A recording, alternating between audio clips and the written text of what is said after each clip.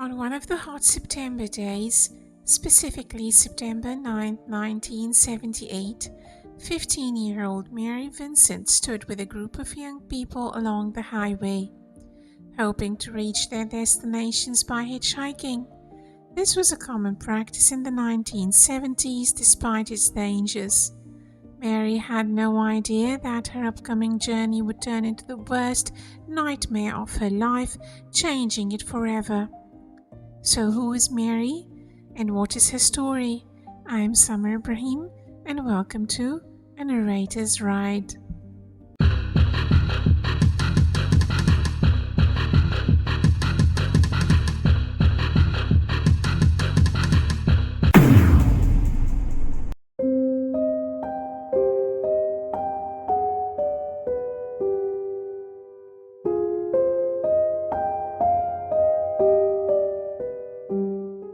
Mary Vincent was born in 1963 in Las Vegas, where her father worked as a mechanic and her mother in a casino. As the middle child among 7 siblings, Mary ran away from home at an early age due to the emotional turmoil caused by her parents' separation. At 15, she left her family behind, spending nights on the streets or in unlocked cars with her boyfriend, but soon the police arrested him on charges of sexually assaulting another girl, leaving Mary alone once again. Not wanting to return home, she decided to visit her grandfather in Corona, California. She was standing on Interstate 5 with 2 other hitchhikers who were hoping to catch a ride despite being strangers. They had a brief conversation and decided to stick together after realizing they were going to almost the same place. That day, the road was essentially deserted with only a few cars passing by, save for a blue van driven by a middle-aged man wearing a blue jumpsuit. They were excited to see an empty van, indicating there was enough room for everyone. However, the driver firmly declared that he was only willing to take one of them, shocking the group. The offer sounded strange, so Mary's new acquaintances declined and asked Vincent to wait for the next vehicle with them. She was advised by 2 male hitchhikers who were with her at the same time. They said, "Mary, we're warning you. We wouldn't get in there if we were you." Despite their caution, she accepted the ride because she was exhausted. Nevertheless, the driver seemed friendly enough to Mary, so she packed her belongings into the car and drove off with a stranger. The driver identified himself as Lawrence Singleton, a 51-year-old former Merchant Fleet sailor, and told Mary that he had a daughter about her age. Their informal conversation reassured the girl that she would be safe with Lawrence. Meanwhile, Lawrence told Mary that he wanted to stop briefly at his San Pablo home before continuing on their intended route, to which Mary agreed.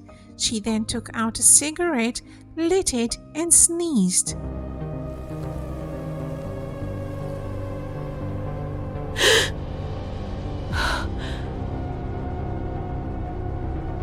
Even though the situation sounded strange, the girl felt comfortable when Lawrence reached out to her and explained that he just wanted to test if Mary had a temperature.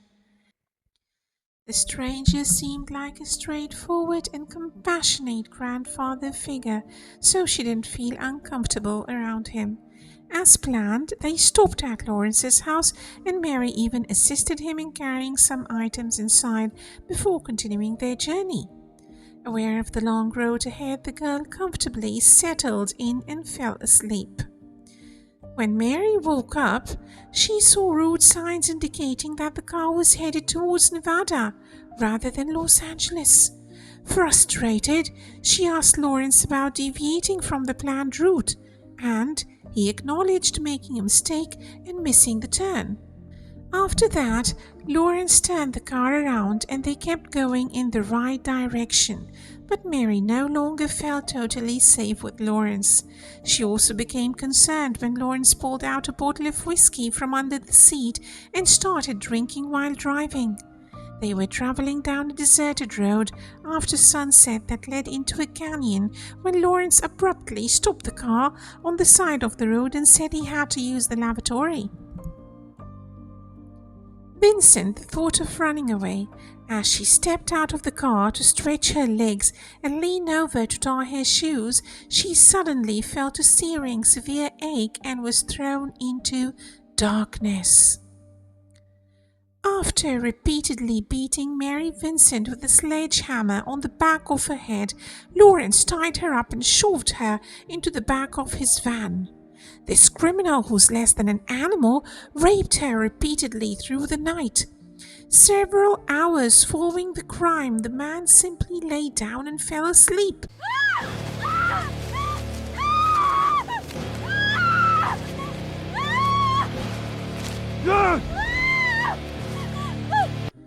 Mary was unable to close her eyes that night and thought about wanting to vanish into the ground, little realizing that more difficulties awaited her. When the monster finally woke up, he drove Vincent to the nearby Del Puerto Canyon. There, he asked the girl if she really wanted to be free and said he was prepared to let her go. As he said these words, the attacker took a hatchet from the toolbox, grabbed Mary's left hand and struck it with all of his strength. The girl described the pain as being unbearably searing, and she fell to the ground, initially unable to understand what had happened.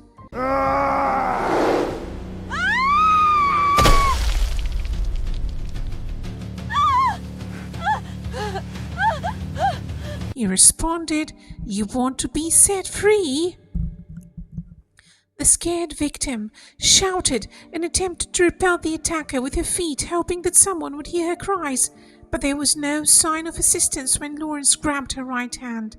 Even though Mary had been conscious the entire time, she stopped screaming and lay motionless on the ground when she saw Lawrence swinging something in the air, which turned out to be her right limb, still tightly gripped by the attacker's hand.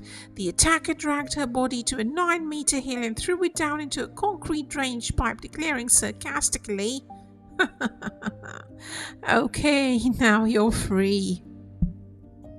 Then he got into his van and drove west, stopping at the closest bridge to toss Mary's limbs into the water through the window as if it were a routine act.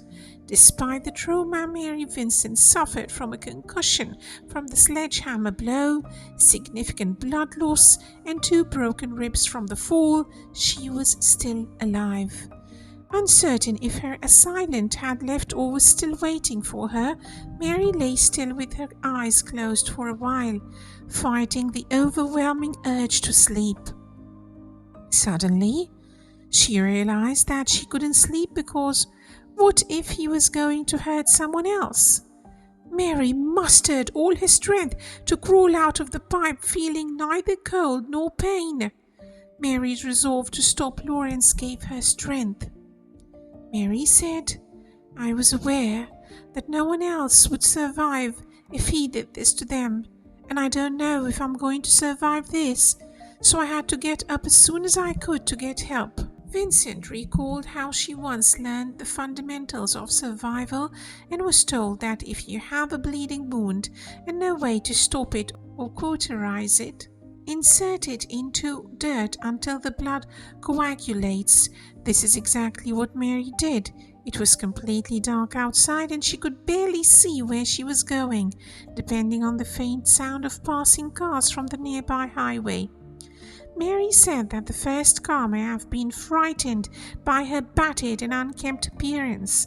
Fortunately, the next driver showed more compassion. It was a young couple who were lost in the area. They provided Mary with basic medical assistance and quickly called for an ambulance and the police. Mary grabbed the policeman and instructed him to get paper and a pen.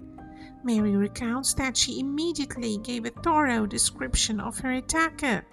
After the criminal's composite sketch was finished and Vincent confirmed that it resembled her attacker, it was published in the local newspapers. A few days later, Sandra Rubin called the police to report that her former neighbor Lawrence Singleton looked a lot like the man in the composite sketch. Sandra also mentioned that he had a daughter and was a former sailor. Based on this information, law enforcement promptly located Singleton's residence when they arrived for the initial investigation. Although he wasn't home, detectives noticed burnt clothing that belonged to Mary and some stuff that was reported by Mary, such as a first aid kit on the windowsill and some bags of dog food. Lawrence was found in Nevada, hiding in the home of his ex-wife. In Lawrence's trial, the state concluded that Lawrence meticulously planned the assault, severing Mary's arms specifically to prevent identification via fingerprints, operating under the assumption that she would not survive.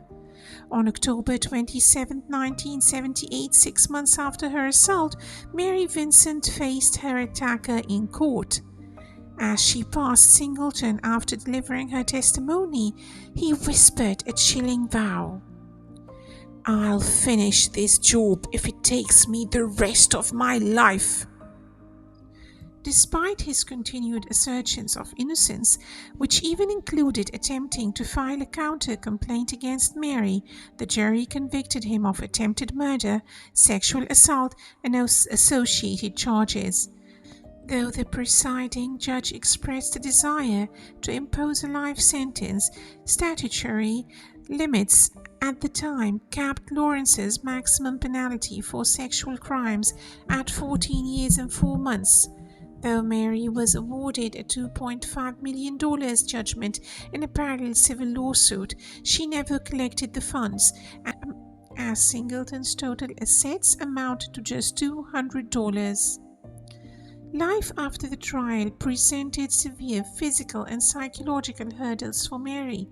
Beyond the lingering trauma and persistent fear, acclimating to prosthetic limbs proved immensely grueling.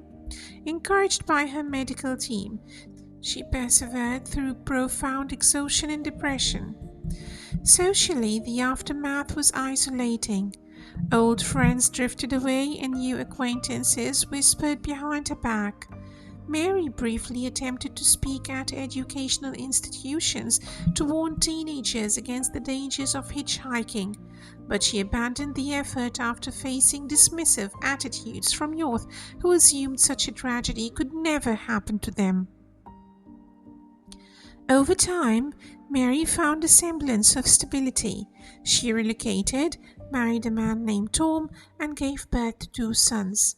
However, this peace was disrupted on April 25, 1987, when Lawrence Singleton was granted parole after serving only 8 years of his sentence.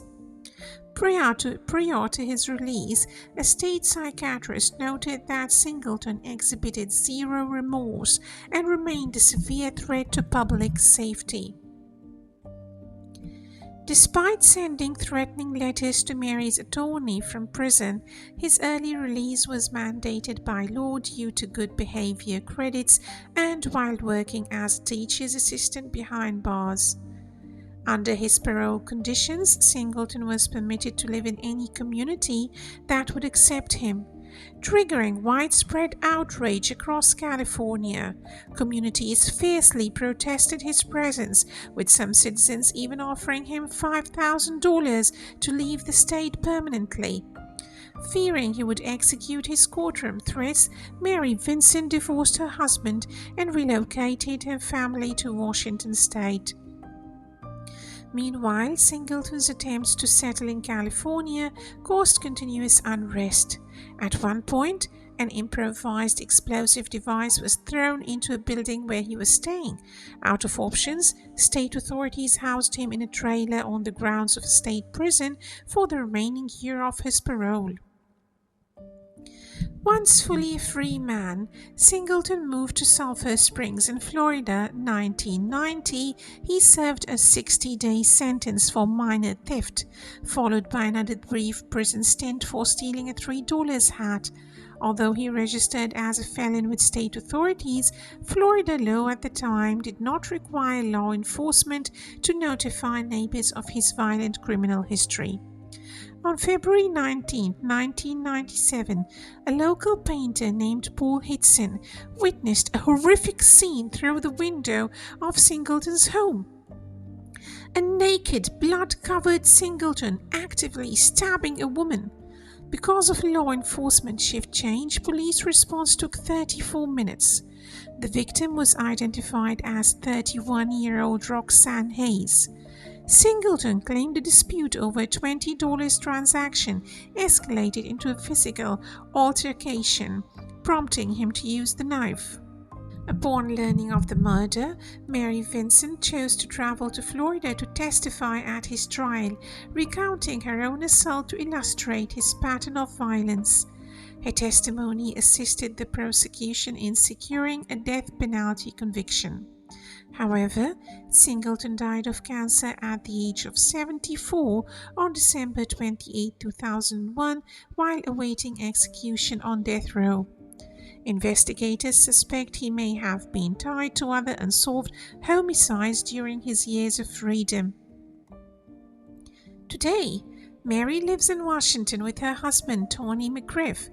In the decades following the tragedy, Mary transformed her trauma into creative and advocacy work. She discovered a passion for painting during early battles with insomnia. She designed custom modifications to her own prosthetic limbs to increase her autonomy. She dedicated significant effort to lobbying for stricter sentencing laws to close loopholes for violent offenders.